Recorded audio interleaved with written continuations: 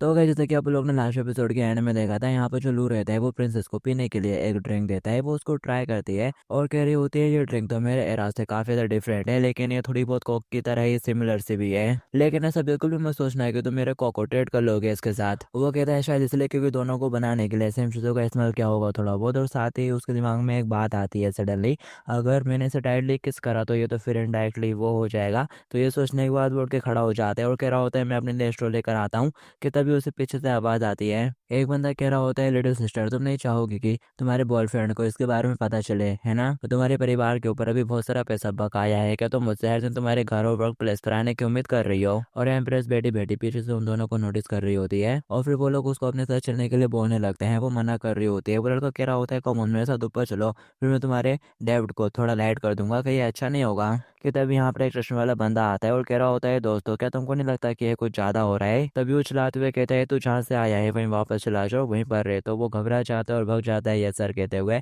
Embrace बैठे बैठे अपनी ड्रिंक कर रही होती है और अब वो दोनों लोग उसके साथ जबरदस्ती करना शुरू कर देते हैं और बोल रहे होते हैं अब तुम्हारे पास और कोई भी चॉइस नहीं है। और पीछे से एक और बंदा उसको पकड़ लेता है और बोल रहा होता है सिस्टर प्लीज एक गुड गर्ल बनो और अपने बड़े भाइयों के साथ थोड़ा बैठ कर ड्रिंक करो यार, बस ड्रिंक तो करनी है। कि तभी यहाँ पर कोई उसको बोतल फेंक कर मारता है। वो चलाते हुए कहता है आखिर किसने बोतल फेंके? एम्ब्रेस कहती है तुम ही तो ड्रिंक करना चाहते थे इसलिए ये तुम्हारे लिए है। वो लोग गुस्सा होने लगते हैं, उसकी तरफ जाने लगते हैं, कह रहे होते हैं अब तो हमारा दिमाग खराब कर रही है।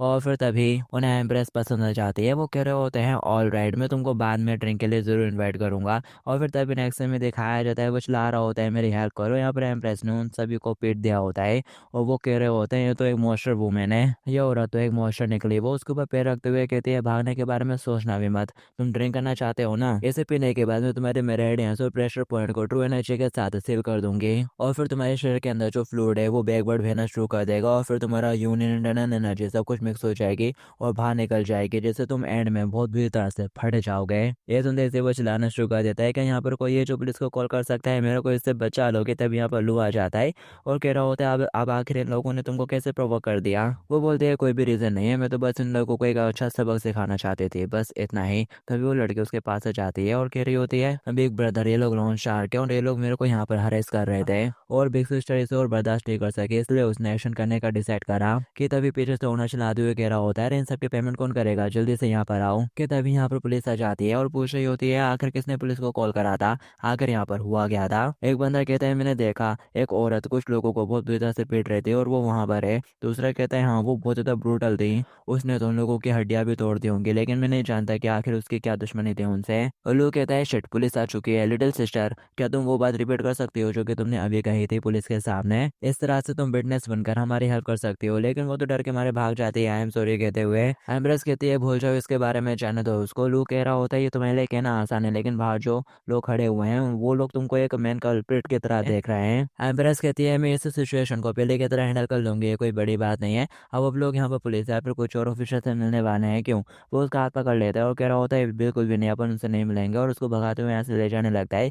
पुलिस उनके पीछे पड़ जाती है और वो शॉपकीपर रोना शुरू कर देते हैं अरे मेरे पैसे तो दे जाते हैं। और फिर थोड़ी देर भगने के बाद वो लोग एक ब्रिज पर आ जाते हैं। लू कह रहा होता है ये अच्छी बात है कि मैंने प्रैक्टिस में कोई भी ढील नहीं छोड़ी थी, नहीं तो बस इतना सा भागने के बाद ही मैं बहुत बुरी तरह से हाफने लगता। एक्चुअली मुझे लगता है कि तुम वहां पर सचमुच विलन नहीं थी, है ना? और वो पूछती है आखिर तुम्हें ऐसा क्यों लगता है? लू कहता है तुमने जो करा हो वो भले ही सही हो, लेकिन जो रूमर्स होते हैं वो मिक्स तरह के होते हैं और ऐसे में अगर तुम खुद को क्लैरिफाई नहीं करोगे तो क्या इस chaos वर्ल्ड में लोगों की नजरों में तुम एक ग्रेटेस्ट विलन नहीं बन जाओगी? और वो कहती है कौन जानता है। लू कहता है मुझे नहीं मालूम कि पहले क्या हुआ था और वो सही है गलत, लेकिन अब से मैं तुम्हारे हर शब्द और हर काम पर नजर रखूंगा और अगर पॉसिबल हुआ तो उन्हें सच्चाई बता दूंगा। ये सुनते से एम्प्रेस कहती है अच्छा यानी तुम मेरे साथ मेरे वर्ल्ड में चलना चाहते हो? वेल ये काफी ज्यादा इंटरेस्टिंग है और वो उसके बेहद ही करीब आ जाती है। वो कह रहा होता है मिस लिन बेका आखिर अभी क्या कर रही हो, मेरा मतलब लेडी एम्प्रेस। वो बोलती है मैं इतने भी ओल्ड फैशन नहीं हो, तुम बस मुझे कि नियान का हो यंग मास्टर। और फिर ये सीन पर कट हो जाता है। नेक्स्ट में दिखाया जाता है जो लू है वो एम्प्रेस को लेकर अपने घर आ जाता है और कह रहा होता है लकीली मेरा घर वहां से पास था, आखिर ब्रदर का है कहाँ पर है, लगता है कि आज वो यहाँ पर फिर कैसे नहीं है। और फिर तभी उसे यहाँ पर एक डोर नजर आ जाती है। वो कहता है डैमेड उसने अपनी रिफ्रिजरेटर से बाहर एसी छोड़ दी और वो उस डोर को ठिकाने लगाने लगता है और बोल रहा होता है पहले मुझे इसे जगह की थोड़ी साफ सफाई करनी पड़ेगी। और फिर नेक्स्ट में दिखाया जाता है वो दोनों बैठ जाते हैं और लू उससे पूछ रहा होता है तुम्हारा उस बात से क्या मतलब था कि मैं तुमको किन नियान क्या कर बुलाऊं। एम्ब्रेस कहती है अगर मैं क्लियर कहूँ तो मैं तो बस एक सोल के फ्रेगमेंट हूँ जो कि एक आर्टिफैक्ट से बंधी हुई है जिसका इसे चुड़ैल से कोई भी लेना देना नहीं है और मेरी फिजिकल बॉडी बहुत पहले ही डिस्ट्रॉय हो चुकी है और अपनी आत्मा के साथ इस आर्टिफैक्ट को बनाए रखने के लिए मैं सैकड़ों सालों तक इस चुड़ैल के शेर के अंदर ही बंद रही हूँ। अगर वो इस वक्त नशे में नहीं होती और अपने सतर्कता नहीं खोती तो मैं तो कभी भी बाहर ही नहीं आ पाती। और वो उसकी गोद में बैठ जाती है। लू कह रहा होता है अगर तुम्हें क्या बकवास कर रही हो, क्या तुम मुझे ये सब सोचने के लिए एक पल दे सकती हो। यंग मास्टर अगर तुम मुझे रिहा करने में हेल्प करोगे तो ये किरनियान हमेशा तुम्हारे कर्जे में रहेगी। मैं बचपन से ही हथियार बनाती रही हूँ और मैं अपना सारा ज्ञान तुम्हें देना चाहती हूँ और इस कठोर और भोली चुड़ैल के कंपैरिजन में हमें बहुत ही ज्यादा नॉलेजेबल हूँ। यहाँ पर लू सोच रहा होता है डैमेज जब यंग लोग अपने बड़ों का मूल्य नहीं समझ पाते तो यही होता है।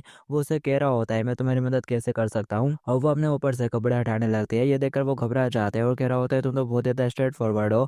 वो कहते हैं यंग मास्टर जरा ध्यान से देखिए। वो अपने बॉडी पर एक निशान दिखा रही होती है उसको और ये 3 फुट की सील है जिसे तोड़ने के लिए ट्रू एनर्जी की जरूरत होती है और मैं तुमको इसकी टेक्निक सिखाऊंगी। हालांकि ये अभी पूरी तरह से रिलीज नहीं हो पाएगी लेकिन इससे मेरे ऊपर जो रिस्ट्रिक्शन लगे हैं वो काफी हद तक कम हो जाएंगे। लू कहता है मुझे एक बार कोशिश करने दो, तुम मुझे रिपेयर करोगे या नहीं इससे कोई भी फर्क नहीं पड़ता, मैं बस तुम्हारी मदद करके खुश हूँ। अपनी बॉडी को एकदम रिलैक्स करो और अपनी आंखें बंद कर दो। वो कहती है ठीक है यंग मास्टर। अपनी आंखें बंद करके बैठ जाती है तो फटाक से वो उसके कंधे के ऊपर एक हाथ मारते हुए उसे बेहोश कर देता है और कह रहा होता है ये तो मल्टीपल पर्सनैलिटी का लोचा लगता है। और फिर इसके बाद हमें लिन मिकाओ के भाई का सीन दिखाया जाता है जो कि किसी के घर के सामने आकर दरवाजा ठोक रहा होता है और फिर तभी दरवाजा खुलता है। एक सेक्रेटरी आती है और बोल रही होती है लेडीज एंड जेंटलमैन आपको हमारा वो नोटिस मिल जाना चाहिए था कि हमारे मास्टर आज आप कहीं भी अटेंड नहीं कर पाएंगे या फिर आप यहाँ पर किसी और चीज़ के लिए आए हो। और वो कहता है मिस लिंग मुझे गलत मत समझिएगा, हम लोग यहाँ पर किसी भी चीज़ के लिए नहीं आए हैं। ओल्ड मास्टर वांगा भी अभी तो जिनचांग पहुंचे थे और आज का बेन के क्यूड उनके स्वागत के लिए ही था। पीछे वाले लोग भी कहने लगते हैं हाँ हाँ हाँ, लेकिन अचानक ये इन्फॉर्मेशन मिलने पर कि वो आ नहीं पाएंगे हमें उनकी है तबीयत को लेकर थोड़ी चिंता हो गई इसलिए हम यहाँ पर मिलने के लिए आ गए। सेक्रेटरी बोलती है ओल्ड मैन एकदम सही सलामत है और उनकी तबीयत भी बहुत अच्छी है, बात सिर्फ इतनी है कि हमारी यंग लेडी अभी अभी लौटी है और ये टाइम बिल्कुल भी सही नहीं था। वो कहता है मैं समझ सकता हूँ और हमें जानकर ये सुकून मिला कि उनकी तबीयत अच्छी है, प्लीज ओल्ड मास्टर तक हमारा ये ग्रेटिट्यूड पहुंचा देना। कि तभी वो उनके मुंह पर दरवाजा बंद कर देती है। पीछे वाला बंदा कहता है अरे यार वो बूढ़ा आदमी सचमुच इस बात को बहुत बड़ा मुद्दा बना रहा है। विन बोलता है ओल्ड मास्टर वांगा कैपिटल का एक की फिगर है और आराम के लिए उनका जिनचांग में आना हमारे लिए एक बहुत ही बड़ी बात है। और वांग फैमिली के यहाँ पर होते हुए कोई भी मार्शल आर्टिस्ट यहाँ पर कुछ भी करने की हिम्मत नहीं करेगा। ऑलराइट एवरीवन चलो चलते हैं। ऐसा लगता है कि वांग फैमिली के साथ रिलेशनशिप बनाने के लिए अपन को और भी ज्यादा कड़ी मेहनत करनी पड़ेगी, डैम इट। दूसरा कहता है मैं उसको जिंदा नहीं देखना चाहता लेकिन उसके मरने से भी डरता हूँ।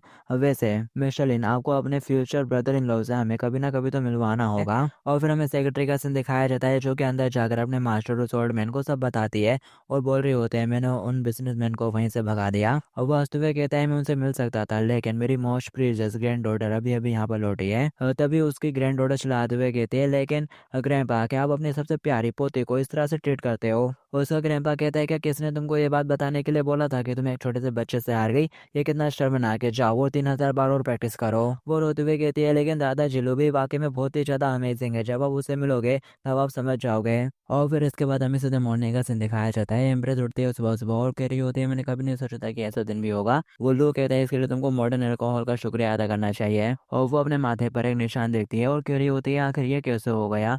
लोग कहता है पता नहीं, हो सकता है कि तुमने अपना माथा किसी चीज से टकरा दिया होगा। ये लो एक गिलास दूध पियो, इससे तुमको थोड़ा अच्छा लगेगा। और सीरियसली मेरे को नहीं पता था कि एशियन लोगों की अल्कोहल के प्रति जो टॉलरेंस है वो इतनी ज़्यादा कम होती है, तुम तो बस आधी बोतल में ही पूरी तरह से ड्रंक ऑफ हो गई थी। वो कहती है शट अप, असल में बात यह है कि मैंने काफ़ी टाइम से नहीं पिया था और अगर ये मेरी मॉडल वाली बॉडी होती तो मैं कुछ भी एक्सप्रेस कर सकती थी। और वो मेरे को पीना शुरू कर देती है। तभी लू कहता है एम्प्रेस बनना बहुत ज़्यादा मुश्किल होता होगा ना, और उस दूसरी पर्सनैलिटी किंग नियान के साथ क्या मसला है। ये सुनते से उसके मुंह से पूरा दूध बाहर निकल आता है। वो खांसते हुए कहती है क्या तुम मुझसे मिले। और लू कहता है हाँ, उसने कहा था कि वो एक आत्मा है जो कि तुम्हारे शरीर में फंसी हुई है और वो मुझसे मदद मांग रही थी। और अब जो कि मैं इसके बारे में बात कर रहा हूँ तो एग्जैक्टली वो स्प्रिट आर्टिफैक्ट क्या है। एम्प्रेस पूछती है कि उसने यही कहा था। लू कहता है हाँ, क्या इसमें कुछ गलत है।